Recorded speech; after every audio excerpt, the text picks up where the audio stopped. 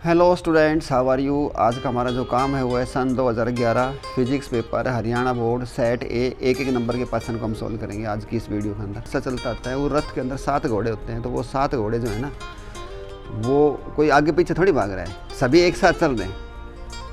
ठीक है,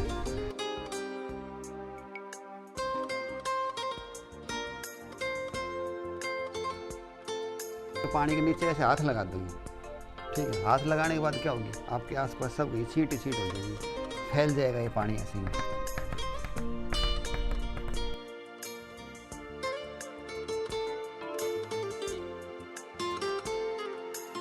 स्टूडेंट ये केल्विन है, केल्विन के ऊपर कभी भी डिग्री नहीं लगाते हैं, इसको हम खाली के से ही लिखते हैं। हमारी ये वीडियो बढ़िया लगी हो तो लाइक करियो, शेयर करियो और हाँ कमेंट करके जरूर बताइए कि कैसी लगी। कोई गलती सलती हुई तो माफ करियो। जय हिंद जय भारत।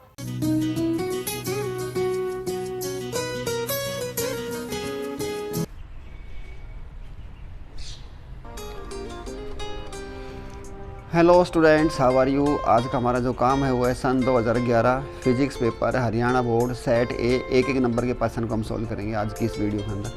तो पहला प्रश्न आता है, for the capacitor in the series combination, क्या उत्तर होगा। 4 ऑप्शन दे रखे हैं, एक पे टिक का निशान लगाना है।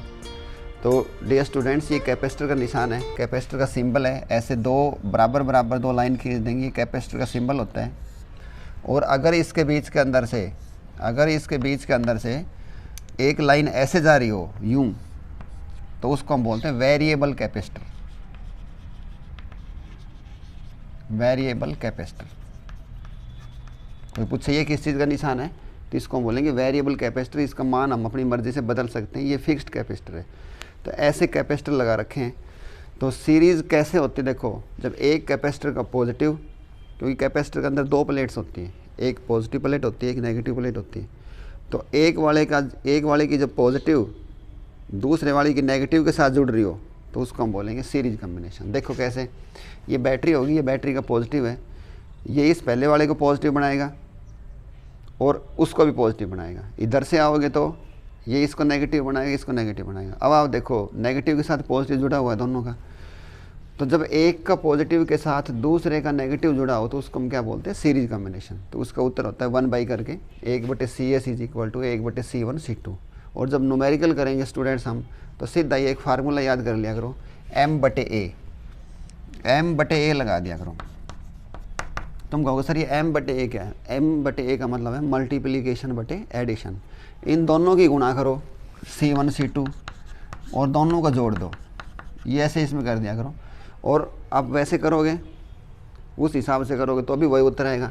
इनका एलसीएम बताओ कितना आ गया। इनका एलसीएम आ गया C1C2, तो C1 से C1 कट जाएगा, कितना आएगा C2 + C1। और ये है 1/CS, हमने निकालना है CS। जब आप CS निकालोगे तो पलटी लगानी पड़ेगी, नहीं लगानी पड़ेगी।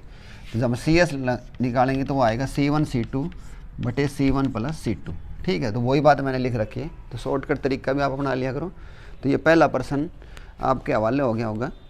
सीरीज़ के अंदर इनको हम 1 करके जोड़ते हैं, और अगर ये पैरेलल में होते तो पैरेलल के अंदर इनको हम डायरेक्ट जोड़ देते C1C2 के अंदर। कैपेसिटर और रजिस्टर के अंदर दोनों में उल्टे हैं, उल्टा सिस्टम है। What is the charge on the metal when 5 electrons are removed. कोई एक मेटल है और उस मेटल के अंदर से 5 इलेक्ट्रॉन रिमूव कर दिए,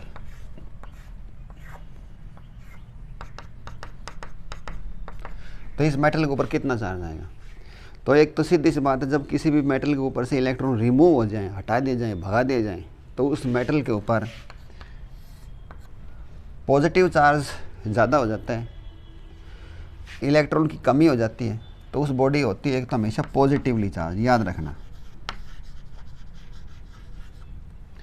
कोई भी बॉडी चार्ज होती है उसके लिए सिर्फ और सिर्फ इलेक्ट्रॉन ही जिम्मेवार होते हैं। इलेक्ट्रॉन आगे तो बॉडी नेगेटिवली चार्ज, इलेक्ट्रॉन उस बॉडी पर से चले गए तो वो बॉडी क्या कहलाएगी, पॉजिटिवली चार्ज। ठीक है, अब वो कहता है कि कितना चार्ज आएगा ये और बताओ। तो ये हमारा पुराना प्रश्न है इसका, क्वांटाइजेशन ऑफ चार्ज का, जो हम लिखते थे Q = N।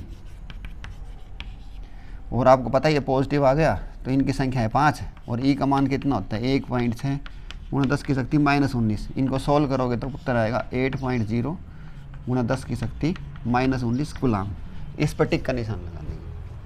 ठीक है, और अगर इस बॉडी के ऊपर इलेक्ट्रॉन आते, ध्यान देना, अगर इस पे आते तो ये बॉडी कैसी हो जाती, नेगेटिवली चार्ज बॉडी हो जाती है।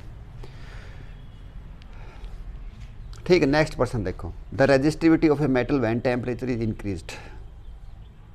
जब टेम्परेचर बढ़ाएंगे तो उस मेटल की रेजिस्टिविटी के ऊपर क्या असर पड़ेगा। तो उसका फार्मूला है हमारा ये, rho is equal to ml/n टो। ये फार्मूला याद रखा करो, ये रेजिस्टिविटी का फार्मूला है। ये टो क्या है, tau is the relaxation time between two successive collision of the electron.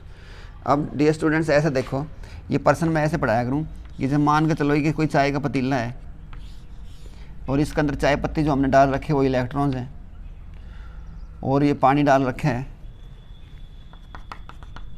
और जब इसको हम गैस के ऊपर रखेंगे तो अब देखो जब हमने गैस ऑन कर दी तो ये जो चाय पत्ती के दाने हैं फटाफट एक दूसरे के साथ टकराएंगे कि नहीं टकराएंगे। तो इनका टकराने का टाइम बताओ कम हुआ कि ज़्यादा। तो आप कहोगे सर जब गैस ऑन कर दी टेम्परेचर बढ़ गया तो वो जल्दी जल्दी टकराएंगे और बर्तन की दीवारों के साथ टकरा के अपना सारा कस छोड़ देंगे। सेम कहानी मेटल के अंदर होती है। मेटल के अंदर जब हम टेम्परेचर बढ़ाएंगे तो जो इलेक्ट्रॉन है ना वो भी आपस में टकराते हैं, और उनका टकराने का जो समय है ना वो क्या हो जाता है, कम। और जब ये कम हो गया तो इसको क्या होना पड़ेगा, ज़्यादा। ज़्यादा का मतलब इंक्रीज, तो इसके अंदर जो इंक्रीज है उसके ऊपर हम टिक का निशान लगा देंगे। तो 3% आपको समझ में आ गए होंगे।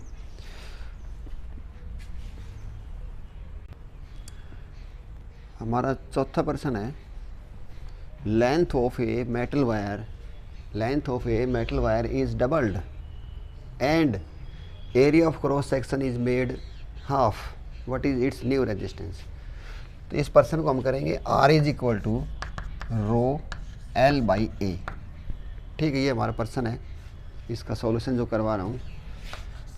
ये रेजिस्टेंस का फार्मूला होता है, जैसे कोई वायर है वो उसकी लेंथ जो है ये ऐसे मान लो, ये उसकी लंबाई है, ये और ये लंबाई होगी, तो एरिया ऑफ क्रॉस सेक्शन हो गया इसका A, बड़े A से लिखेंगे इसको हम। डियर स्टूडेंट्स ये इसका एरिया ऑफ क्रॉस सेक्शन है A, और जिस मेटल का बना है उसकी रेजिस्टिविटी है रो। तो ये तीनों करैक्टर समझ गए, और इसका जो रेजिस्टेंस है ना वो ये अंदर है ऐसे ही, ये R है इसका। तो सारे करैक्टर समझ में आ गए होंगे। R क्या है, रो क्या है, इसकी रेजिस्टिविटी है। रेजिस्टिविटी का मतलब रेजिस्टेंस पर यूनिट वॉल्यूम। ठीक है, चांदी की जो रेजिस्टिविटी होती है ना वो सबसे कम होती है, इसीलिए silver is the best conductor of electricity. Length सभी पता चल गया। अब वो देखो इस पर्सन के साथ जैसे हम 10वीं क्लास में पढ़ा गया था ना, अकॉर्डिंग टू क्वेश्चन, प्रश्नानुसार, तो हमारी इक्वेशन 1 बन गई। प्रश्नानुसार में ये कहता है कि अगर उसकी लेंथ को डबल कर दिया जाए, तो मैं इसकी लेंथ को अब डबल कर रहा हूँ, देखना रो को सेम क्यों लिख रहा हूँ, क्योंकि तार तो उसी जाति का है। अगर ये चांदी का है तो चांदी का ही है, उसी तार के साथ ही हम कुछ चेंजेस कर रहे हैं। 2L लेंथ डबल कर दी, और एरिया ऑफ क्रॉस सेक्शन जो है वो इसका हमने हाफ कर दिया, ये हो गया हमारा A/2। तो नया रेजिस्टेंस कितना होगा उसको हमने R' लिख दिया। अब आपको पता है जो थर्ड में होती है वो कहाँ जाती है, थर्ड में हमेशा ऊपर जाती है, ये वाली जो है ऊपर जाएगी। तो ये बन जाएगी हमारी 4, 2 दूनी 4 रो L/A, और ये किसके बराबर है, देखो ये किसके बराबर है, R के बराबर। तो हमारा जो उत्तर आ गया वो आ गया 4R। तो अब बताओ कितना टाइम्स हो गया, जो पुराना वाला था वो R था, नया वाला कितना हो गया उसका 4 टाइम्स। तो इसके ऊपर जो हमारा 4 टाइम्स है डियर स्टूडेंट्स उस पर निशान लगा देंगे 4 टाइम्स। ठीक है, नेक्स्ट देखो, the magnetic field inside long solenoid having N and current I। तो सबसे पहले तो हम ये देखेंगे सोलेनॉइड होता कैसे है। सोलेनॉइड ऐसी आकृति को हम सोलेनॉइड बोलते हैं, ऐसी आकृति को, ये सोलेनॉइड होती है। इसमें से I करंट जा रहा है, I करंट बाहर आ जाएगा। ये N जो है ना ये नंबर ऑफ टर्न्स है, तो इसमें भी 2 N होते हैं, एक तो बड़ा N होता है और एक होता है छोटा N।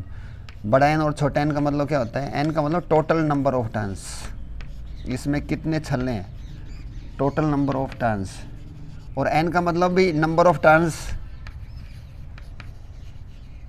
Per unit volume, per unit length. ठीक है, तो जैसे फॉर एग्जांपल देखो ये तो है N, इन छलनों को हम गिने तो मान लो फॉर एग्जाम्पल ही होगा 1 2 3 4 5 6 7 8 9 10 लगा लो, और ये हो गया हमारे पास 10 लगा लो या 9 लगा लो, चलो ठीक है। तो बड़े एन का रोल कौन करेगा? बड़े एन का रोल कौन कर रहा है? 9। अच्छा कोई पूछे छोटे एन कितना है? मान लो इसकी लेंथ जो है ना वो 3 सेंटीमीटर है, तो इसका 3 टुकड़े कर दूँ। इन्हों बताओ 1 सेंटीमीटर में कितने बट्टे आए? 3। तो एन का मान है 3। समझ में आ गया सीन के हैं? बड़ा एन समझ में आएगा, छोटा एन समझ में आएगा। तो इसका मैग्नेटिक फील्ड का फार्मूला, ये एम्पियर सर्किट लॉ की एप्लीकेशन होती है, और इसका फार्मूला वो होगा B = μ0 NI। ठीक है। इसके अंदर एक छोटी सी अपडेट और भी करूँगा मैं, एन और एन में संबंध। तो इसको देखो 9 थे, 9 को मैं ऐसे लिख दूँ 3 × 3, और आप कहोगे सर ये तो आपने बड़ा एन लिखा था और ये एन था, ये एल थी, ठीक है नहीं बात है। तो बड़ा एन किसके बराबर होता है? इसके बराबर। यही से ही अगर मैं पूछूँ छोटा एन किसके बराबर हो गया, तो आप कहोगे सर छोटा एन जो है वो इसके बराबर होगा बड़ा एन बटे एल के बराबर। तो इसी पर्सन के अंदर अगर ऑप्शन में दे रखा हो ये एन नहीं दे रखा हो, तो इसी पर्सन को हम ऐसे भी लिख सकते हैं कि μ0 और एन की जगह मैं लिख सकता हूँ बड़ा एन बटे एल × I। ये भी आए तो ये भी कर देना। समझ में आ गई मेरी बात है? Next, magnetic susceptibility of a diamagnetic substances. Dear students, आपको पता है कि हम किसी भी चीज़ की मैग्नेट बना सकते हैं। तो जो मैग्नेट अच्छी तरह बन जाए तो उसको हम बोलते हैं फेरोमैग्नेटिक, कम बन जाए पैरामैग्नेटिक, और ना बने तो ना का मतलब कम उल्टी डायरेक्शन में बने उसको हम बोलते हैं डायमैग्नेटिक सब्सटेंस। डायमैग्नेटिक जो सब्सटेंस होते हैं उनके अंदर से एक भी लाइन जो है मैग्नेटिक लाइंस क्रॉस नहीं करती हैं, सभी की लाइंस उनसे बाहर होके जाती हैं, और इसलिए मैग्नेट नहीं बनते हैं। तो इनकी जो मैग्नेटिक ससेप्टिबिलिटी है, मैग्नेटिक ससेप्टिबिलिटी के अक्षर को लिखते हैं हम काई एम के नाम का अक्षर है। काई एम = I/H। ठीक, काई एम की कोई यूनिट नहीं होगी क्योंकि इसकी यूनिट होती है AM इनवर्स, और इसकी भी AM इनवर्स होती है, कट जाएंगे 9 यूनिट। तो एक नया पर्सन तो ये तैयार करवा दिया कि मैग्नेटिक ससेप्टिबिलिटी की यूनिट बताओ, कोई भी यूनिट नहीं होती है। I और H क्या है? I is the intensity of magnetization, H is the magnetizing intensity. यानी कि I जो है वो जुड़ा है स्पेसिमेन के साथ, यानी I जुड़ा है तुम्हारे साथ कि मैं आपको पढ़ा रहा हूँ, आप मेरी बात को कितनी एक्सटेंट तक एब्जॉर्ब कर पा रहे हो, वो उसको हम बोलेंगे इंटेंसिटी ऑफ मैग्नेटाइजेशन। दूसरा, मैं आपको कितनी डिग्री तक पढ़ा पा रहा हूँ, ये मैं जो बात बता रहा हूँ आपको कितना आपके दिमाग में बैठा पा रहा हूँ, वो मेरे साथ जुड़ा हुआ है। वो मेरे साथ जो जुड़ा है उसको हम H कहेंगे। H जो है वो टीचर के साथ है, H टीचर के साथ है, और I स्टूडेंट के साथ है। स्टूडेंट के साथ हो तो आपने लिखनी है एक्सटेंट, कि कितनी हद तक वो सीख पा रहा है, और मेरे साथ अगर पढ़ो तो मेरे साथ लिखनी है डिग्री, कि मैं कितनी डिग्री तक आपको समझा पा रहा हूँ, कितनी डिग्री तक आपको मैग्नेटाइज कर पा रहा हूँ। तो डायमैग्नेटिक सब्सटेंस जो होते हैं ना वो मैग्नेटाइज नहीं होते हैं। तो यहाँ पे उसकी हम वो क्या लिखेंगे, वो नेगेटिव डायरेक्शन में होते हैं। तो इसका उत्तर आएगा स्मॉल एंड नेगेटिव। ठीक है, तो ये पर्सन भी हो गया होगा क्लियर अच्छी तरह। छठा पर्सन भी स्मॉल एंड नेगेटिव, ये मैंने नीचे लिख दिया है। ठीक है, अगले आगे देखते हैं।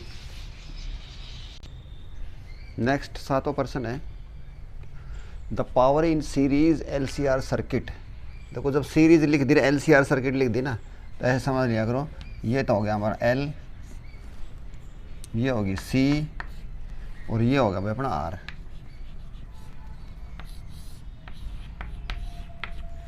LCR, L होगी ऐसी, L होती है ऐसी, L, ये होगी LCR। तो होगी सीरीज में, सीरीज का मतलब एक लाइन में, एक का पॉजिटिव दूसरे का नेगेटिव के साथ जुड़ रहा।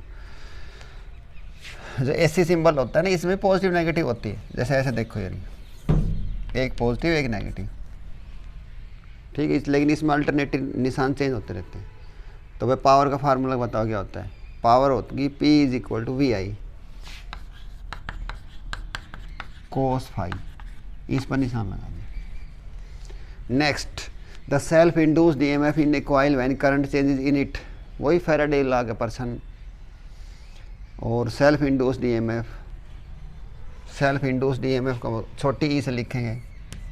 सेल्फ हैगा तो इसका मतलब सेल्फ इंडक्शन L di बटे dt, और लेंज लॉ के हिसाब से माइनस और लगा दें इसमें, तो E is equal to minus L di upon dt पर निशान लगा देंगे। चार्ज ऑन प्रोटॉन इज, बहुत ही favourite person, plus 1.6 10⁻⁻19 coulomb. SI unit of resistivity is, resistivity की SI यूनिट क्या होगी, हासिल लो formula, R is equal to rho L by A. तो रो किसके बराबर आ गई, rho is equal to R A बटे L, ये होगी हमारी ओम, मीटर स्क्वायर बटे मीटर, ये कट गया तो कितना उत्तर आ गया, ओम मीटर। ठीक है। डायमेंशंस ऑफ बी फार्मूला दे रखा है, बेन 10 21 MLTA, इसको ऊपर लिख दो 10 21, सारी चीज़ तुम्हारे हवाले कर दी है। The phase difference between I and V, थोड़ा दिख नहीं रहा होगा शायद, ये अभी कर देता हूँ, इसका उत्तर 90 डिग्री आएगा। The phase difference between I and V is, यानी इंडक्टर इज़, इंडक्टर के बीच में कितना होता है, तो वो होता है 90 डिग्री। और अगर इंडक्टर की बजाय यहाँ पे कैपेसिटर होता तो भी यही उत्तर आता, और अगर डियर स्टूडेंट्स यहाँ पे रजिस्टर होता तो फिर हम 0 डिग्री कर देंगे। ठीक है, क्लियर। तो ये थे हमारे 2011 साल एक नंबर के पर्सन, सेट ए के, सेमेस्टर 1, उस समय सेमेस्टर सिस्टम चलते थे। तो डियर स्टूडेंट्स हमारा सेमेस्टर 2 शुरू होता है। सेमेस्टर 2 के अंदर आप देखो पहला पर्सन है, the speed of EM wave is same, the speed of EM wave is same for, इनमें से एक का निशान लगाना, for all the waves, for all frequencies, in all media, for all intensity. अगर आप इसमें निशान लगाते तो किस पर लगाते हैं बताओ भाई। इलेक्ट्रोमैग्नेटिक वेव्स 7 होती हैं, ये वेव्स 7 होती हैं, और इनके नाम भी हमने याद करवा रखे हैं। तो इसको नाम तो मैं बाद में बताऊंगा, पहले ये समझ लो इन ऑल मीडिया क्या होता है। मीडिया का मतलब सभी मीडिया के अंदर से ये सेम स्पीड से गुजर जाती है क्या, सभी मीडियम के अंदर से सेम स्पीड से गुजर जाएंगी क्या ये पानी में उसी स्पीड से जाएंगी, नहीं, पानी के अंदर जाएंगी तो इनकी स्पीड चेंज हो जाती है, तो इसको हम गलत है ये उत्तर। दूसरा है for all intensities, all intensities का मतलब इंटेंसिटी अलग चीज़ है, इंटेंसिटी का मतलब चमक होना। जैसे कोई मैं यहाँ पे 60 वाट का बल्ब जलाऊँ, फिर यहाँ पे 100 वाट का जलाऊँ, तो 100 वाट वाले की इंटेंसिटी ज़्यादा है, तो इंटेंसिटी का मतलब नंबर ऑफ फोटोन ज़्यादा होने, इस बात का भी स्पीड से कोई लेना देना नहीं है। तो 2 गलत जवाब तो हमने मिटा दिए हैं, और अब आगे ये वाले for all waves for all frequencies. इसी तरह फ्रीक्वेंसी भी अलग चीज़ है, फ्रीक्वेंसी भी अलग बात है, इसको भी हटाओ। तो सही उत्तर एक ही बच गया होगा, for all the waves. The speed of EM waves is same for all the waves. इसको मैं अच्छी तरह समझाऊं कि देखो आपने देखा होगा कि हमारा जो कोई भी इंडियन गॉड है वो एक रथ में आते हैं, वो रथ में सवार रहते हैं। तो मैं थोड़ा एक रथ बनाने की कोशिश कर रहा हूँ, पता नहीं कैसा रथ बनेगा, और थोड़ा ये पैडी सी होगी, और अच्छी क्वालिटी का रथ बनाएंगे। और यहाँ पे सारथी जी बैठेंगे, और यहाँ एक सीट सी लगा दी है, ऊपर एक अच्छी क्वालिटी की छतरी भी लगा दी है, हमारे इंडियन गॉड इसमें बैठेंगे, और ये बैठा रही है ताज बाज लगा के। अब आप देखो रथ में क्या जुड़े होंगे, रथ के अंदर इंडियन घोड़ा जो होता है, इसके रथ के अंदर एक घोड़ा काम नहीं देता है, इसमें 7 घोड़े होते हैं। तो एक घोड़ा, घोड़ा 2, तीसरा घोड़ा, चौथा, 5वां, 6ठा, 7वां।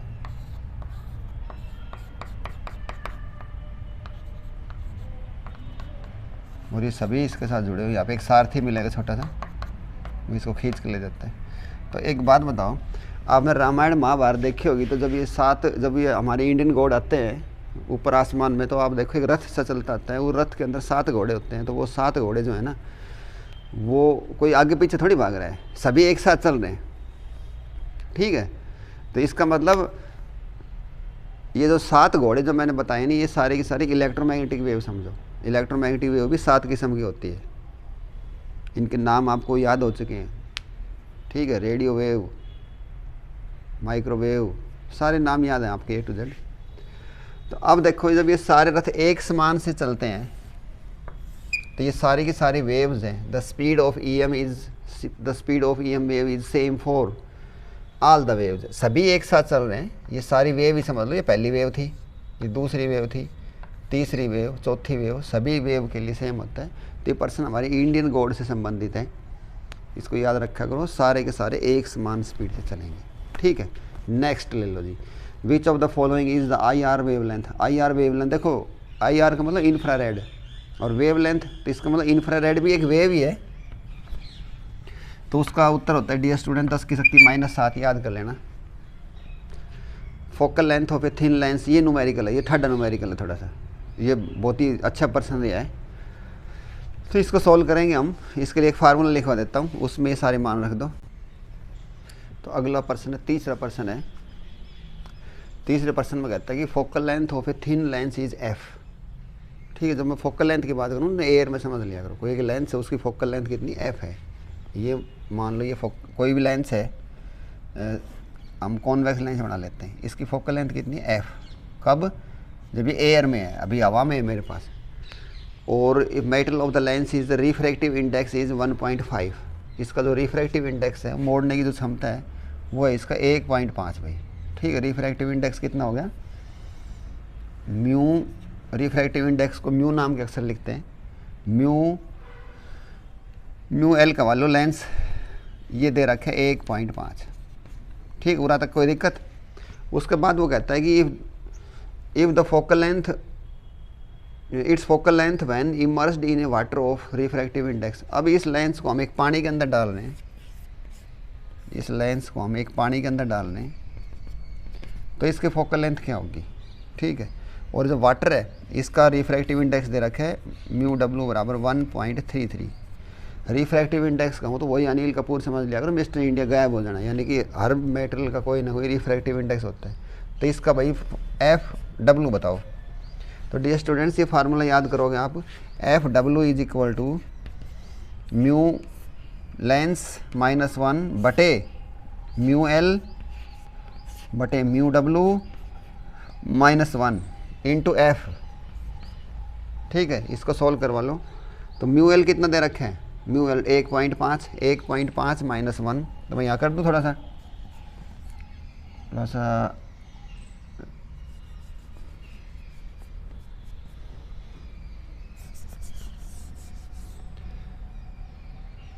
इसको यहाँ कर देता हूँ, ठीक है, अलाउड।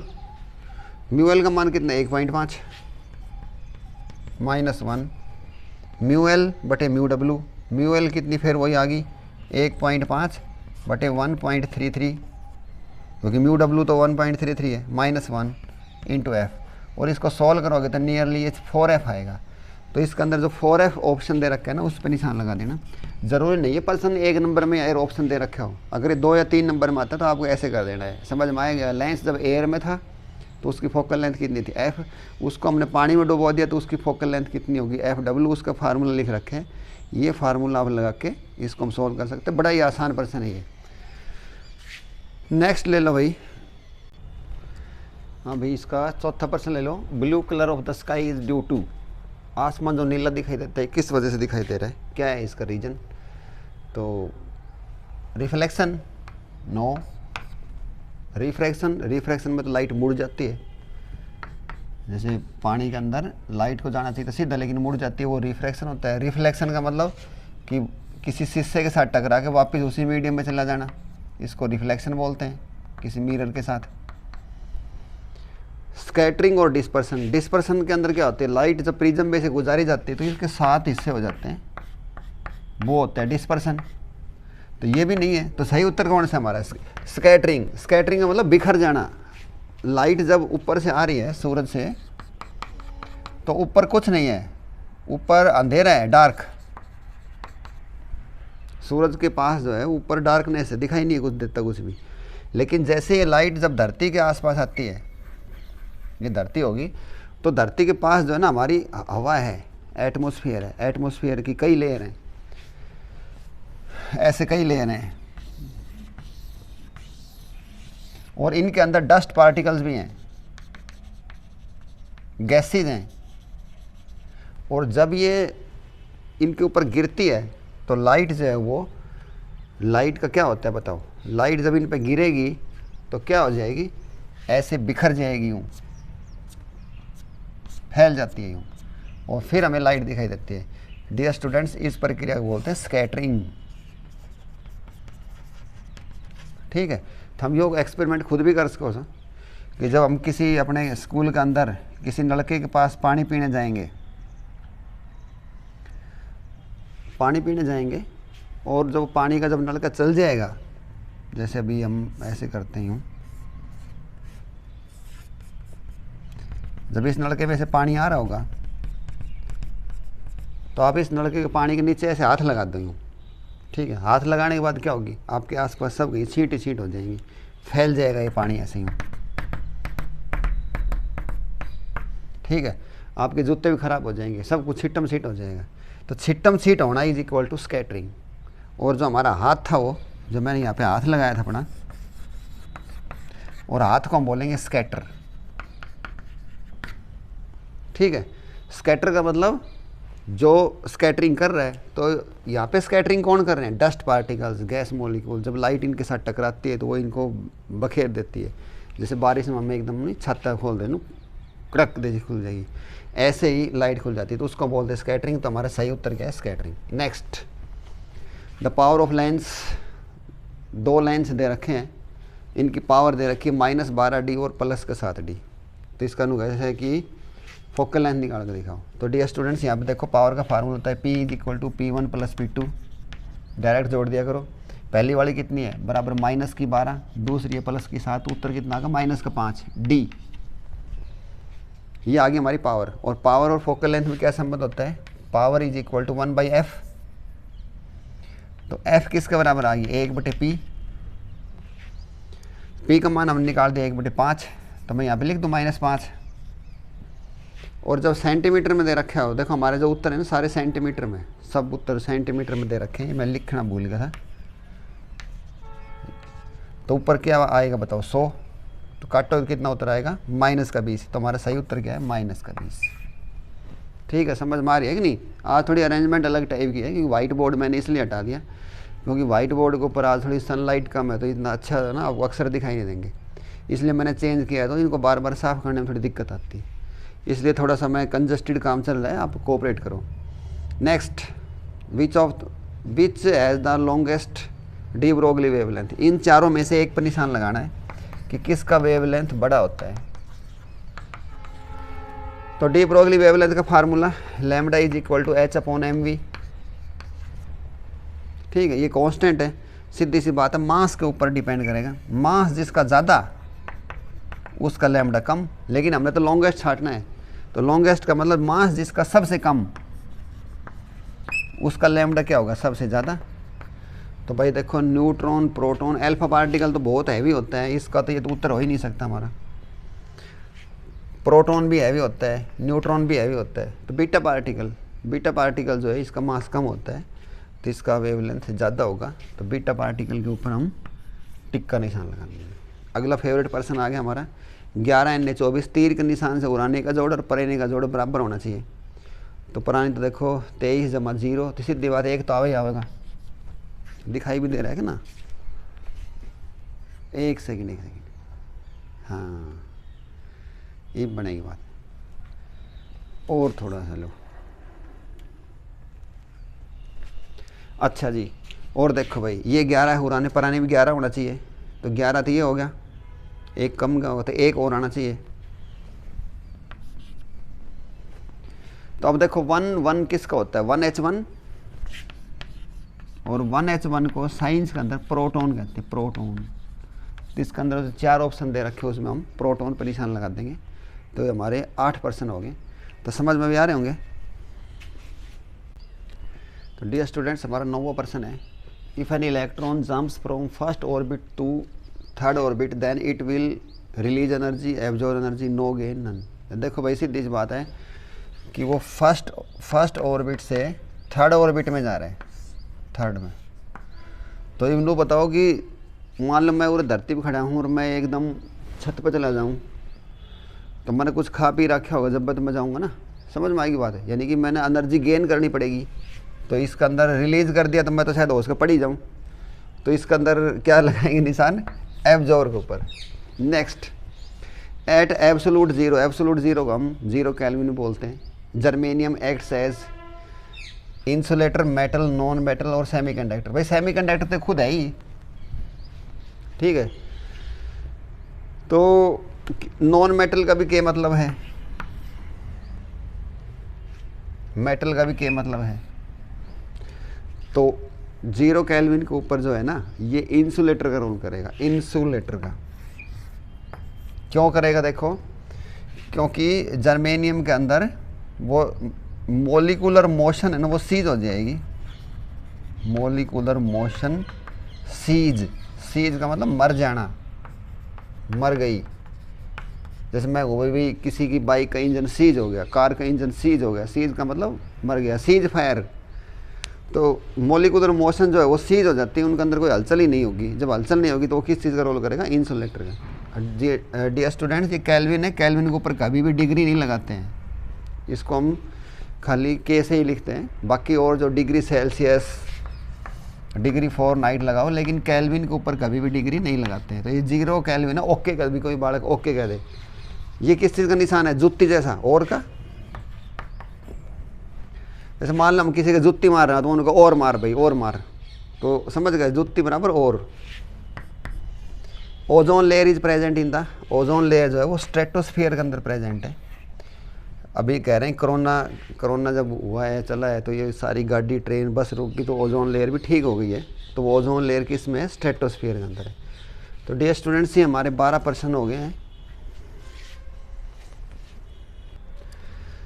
इसके अंदर मैं अब थोड़ा अपडेट करता हूँ। मैंने 7वां प्रश्न जो है ना, इसका जो 7वां प्रश्न था वो मैंने रोक दिया है, क्योंकि 7वां प्रश्न जो है वो बड़ा न्यूमेरिकल है, पता नहीं कैसे उसने 1 नंबर में दे दिया। तो जब मैं 2 नंबर वाले प्रश्न करवाऊँगा ना, तो उनके अंदर इस 7वें प्रश्न को भी ऐड करवाऊँगा, तो उस समय इसको देखना नहीं भूलें। उम्मीद करता हूँ कि ये सारी बात मैंने जो बताई है, डिस्कस की आपके साथ, आपको समझ में आई होगी। Have a good day, thanks.